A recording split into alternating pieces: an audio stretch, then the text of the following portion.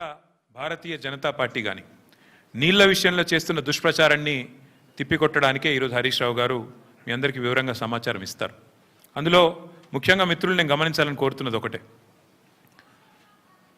మార్బీ అనే ఒక గుజరాత్లో ఒక ప్రాంతంలో ఒక పెద్ద బ్రిడ్జ్ కూలిపోయి 140 మంది చచ్చిపోయినా ఏ ఎన్డీఎస్ఏ బోదు, ఎవడు బోడు, ఏ ఏజెన్సీ బోదు, 140 మంది చావులకు ఫలానావాడు బాధ్యుడు అని ఒక బాధ్యతాయుతమైన ఏ ఏజెన్సీ మాట్లాడదు, కేంద్ర ప్రభుత్వం మాట్లాడదు, గుజరాత్ ప్రభుత్వం మాట్లాడదు.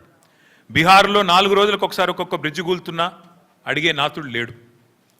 అదే తెలంగాణలో ఇక్కడ కాంగ్రెస్ ప్రభుత్వం ఉన్నప్పటికీ సుంకిశాల రిటైనింగ్ వాల్ కూలిపోయి 100 కోట్లు నష్టమైన ఎన్డీఎస్ఏ రాదు, ఎవడు రాడు. అట్లాగే ఎస్ఎల్బీసీ టన్నల్ వీళ్ళ అవినీతి కమిషన్ల కక్కుర్తితో అది నిజంగా మళ్ళా తిరిగి రివైవ్ చేసే పరిస్థితి ఉందా లేదా అని కూడా సోయి లేకుండా, కనీసం ఆలోచన లేకుండా, ఇంగిత జ్ఞానం లేకుండా పూర్తి స్థాయిలో కుప్పగూలిపోయి 8 మంది చచ్చిపోయి దగ్గర 100 రోజులు దాటిపోయినా ఇప్పటి వరకు ఉత్తమ కుమార్ రెడ్డి మాట్లాడాడు, రేవంత్ రెడ్డి మాట్లాడాడు, కేంద్ర ప్రభుత్వంలో ఉన్న ఒక్క మంత్రి మాట్లాడాడు, ఎవరు బాధ్యత తీసుకున్న మనిషి లేడు.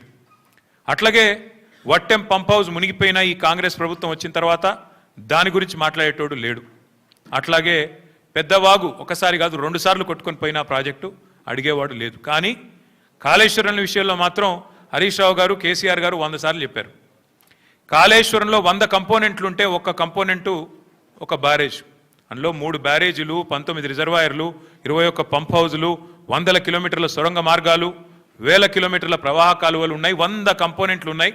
ఆ 100లో ఒకటి మేడిగడ్డ బ్యారేజు. అందులో మొత్తం 371 పిల్లర్లు ఉంటే 3 బ్యారేజీలు కలిపి 2 పిల్లర్లలో ఒక దగ్గర పగులు వచ్చింది.